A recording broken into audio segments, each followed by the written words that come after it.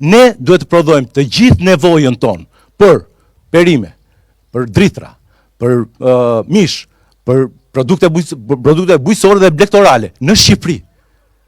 Dhe gjithë synimi jonë është që në të ardhmen të afërt, sa më afërt jetë e mundur, ne të harim të përballojmë gjithë tregun tonë, me qëllim që çfarëdo që të ndodhi në Ukrainë, ajo që ndodhi në Ukrainë mund ndodhi edhe në një vend tjetër. Mund ndodhi edhe në Poloni, mund ndodhi edhe në Estoni. Çfarëdo të ndodhi andej, ne të paktën bukën ta kemi të sigurt. Ushqimin ta kemi të sigurt. Ky është interesi madhor që kemi ne. Natyrisht që interesi është shkallë, kemi interesin e fermerit. Kemi interesin e atyre që kanë ikur të largohen, që janë larguar të vinë përsëri e të kthehen në fshat, të punojnë tokën. Kemi interesin e mirëqenies së popullit, por kemi dhe interesin strategjik të mbijetesës së kombit. Në kohrat e trazuara, bujësia po kthehet në jetike. Buka po kthehet në jetike. Dhe ne sot jemi vendi që nuk prodhojmë asnjë kilogram grur për bukën apo ëmbëlsirat tona. Zero. Të gjithin e importojmë nga jashtë. Këtu po e nisim. Na ndihmoni që ta marrim të paktën këtu. Pra mos shkojmë më keq akoma. Ta marrim të paktën këtu dhe ta çojmë lart. Për këtë na duhet mbështetja juaj. Prandaj ju them që votoni Shqipëria bëhet, votoni numrin 6 që ta nisim nga këtu. Unë jam Adriatik Lapaj, nipi Rapos dhe Merzines. Gjyshi ka qenë nga djemtë e parë që ka dalë luftën e dytë botërore në lumë të Vlorës. Gjyshja ka dalë pak më vonë kur i vranë vetëm në operacionin e dimrit të 43-shit në Shkurt.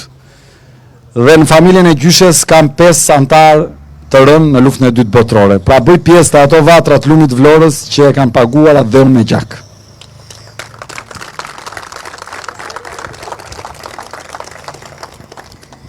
Unë këtu në lumë të Vlorës sigurisht vi me një emocion të veçantë sepse kam rënjët.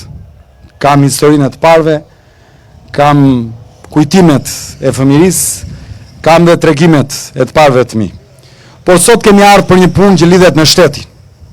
Kemi ardhur për të diskutuar në lidhje me të ardhmen e vendit tonë. Ne nuk bëjmë pjesë të ajo kategori politike që në themel të vetë ka baltën, mohimin dhe sulmin. Jo. Sepse Shqipërisë në këto 34 vite, me të mirat dhe të këqijat e veta, dëmi më i madh i ka ardhur posaçërisht nga balta, dhuna dhe armiqësia me njëri tjetrin. Ne jemi këtu sot për të parashtruar para banorëve të lumit Vlorës një vizion tjetër për një brez tjetër që duhet tashmë të marrë stafetën e ta udhëheqë Shqipërinë në horizonte të reja. Sigurisht, po të kisha qenë unë në 92-shin, ndoshta do kisha bërë gabimet e këtyre, nuk e di. A që njinin. Por ajo që dim me siguri është që nëse gabimet e 92-shit këtyre ne dhe mund t'u amnistojmë, sepse mund të themi që aq dinin, vinin nga një botë që nuk e njinin, gabimet e 2025-s nuk u amnistojmë dot. Pse? Se janë të dalë, kanë parë botë me sy, kanë informacion, e kanë drejtuar Shqipërinë për kaq dekada, kanë eksperiencë në shtet drejtim. Pra gabimin në 92-shit me gabimin e 2025-s nuk janë njësoj. Dhe ajo që unë më së shumti i kritikoj dhe i kundërshtoj klasën aktuale politike është eksaktësisht ky moment tani. Nuk e bëj politikën se gabuan në 92-shin, se në 92-shin ndoshta edhe ne gabonim.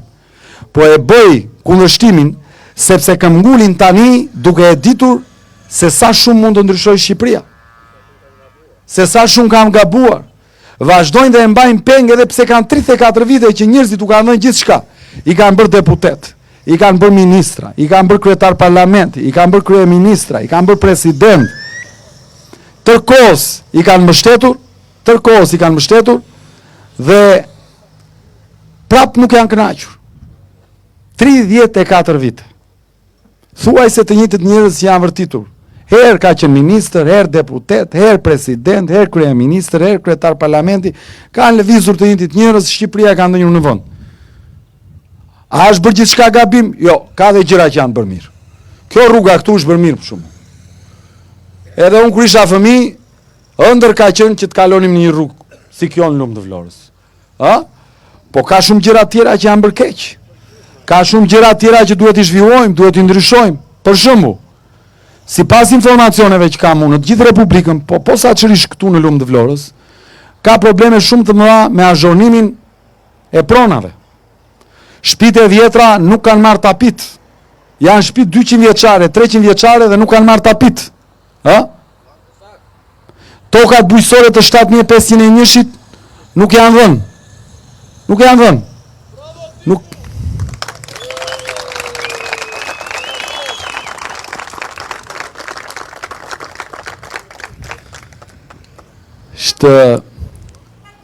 është kënaqësi e madhe që punonjës policisë së shtetit kalojnë dhe na përgëzojnë. Faleminderit nga zemra.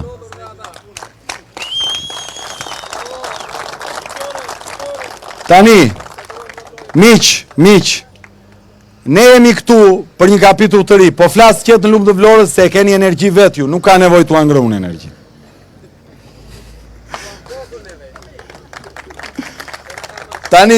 Tani, ka probleme të mëdha me problemin e azhonimit të fshatrave. Shtëpi 200 vjeçare, 300 vjeçare, rrënjët tona ende pa dokumenta. Kjo është gjyna në 2025-ën që ne pretendojmë që po çojmë satelit i lartë në hapësirë. Tani çi duam satelitët ku nuk u çojmë njerëzve certifikatat e pronës, të kenë dokumenta, pse i mbajmë zvarr? Çfarë vështirësie ka me u dhënë dokumentat? I kanë toka gjyshish, i kanë shtëpi babe, nëne, i kanë rrënjën, vatanin e tyre. Çfarë vështirësie ka? Nuk e dim ne ku është shtëpia Rapolapës në Vranisht, e di gjithë Vranishti, po marr shembullin e gjyshit tim. Po tuajat, nuk i din me fise, me shtëpi, dihen në fshatra, të gjitha. Pse duhet i lëm zvarr?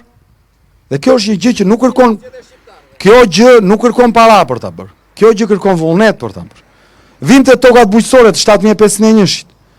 30 e kusur vite pa përfunduar dokumentacioni. Përse? Çfarë vështirësie ka? Ja ku është toka aty. Kur vjen puna për të paguar tarifat vjetore, i marrin këta, i marrin. Po pse si japin certifikatat? Vinte legalizimet. U bë ligji në 2006. Ligji thosh 3 muaj nga momenti i depozitimit të kërkesës duhet përfundoj procesi legalizimit. Jemi në 2025, afërsisht 20 vjet më vonë, ende nuk ka përfunduar procesi. Po pse? Është pasuri e bllokuar. Vasili është bankier, është ekonomist. Janë pasuri marramëndse që janë bllokuar, nuk qarkuojnë dot në qarkuimin civil, nuk shiten, nuk blihen, nuk merret dot kredi. Rri vendi peng. Përse?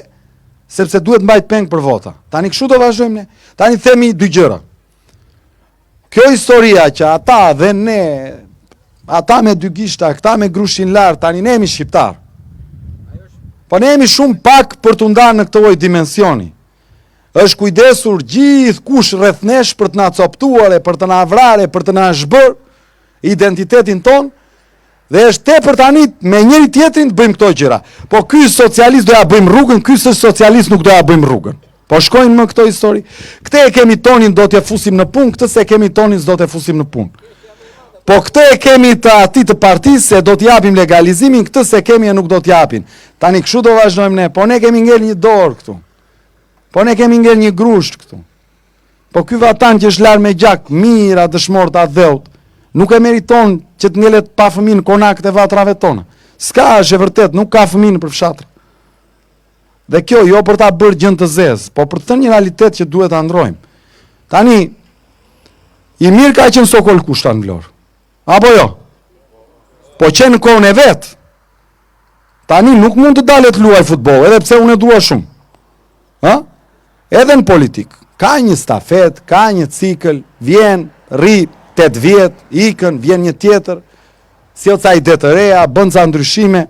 Kjo historia që është marrë peng çdo gjë, që gjithë shka kanë marrë peng, 5 njerëz në politik, 5 njerëz në biznes, 5 njerëz në drejtësi, 5 njerëz në gazetari, 5 njerëz në avokati, në çdo gjë 5 njerëz. Ne këtë duam të ndryshojmë. Tani, në përditshmërinë tuaj, a keni thënë, a thoni shpesh si nuk doli një djalë i ri, si s'dolën ca të rinj, si nuk e bën këtë vend. Po ja, tani ne jemi tani, se nga hëna nuk do zbresin. Me mishe me kocka duhet jemi.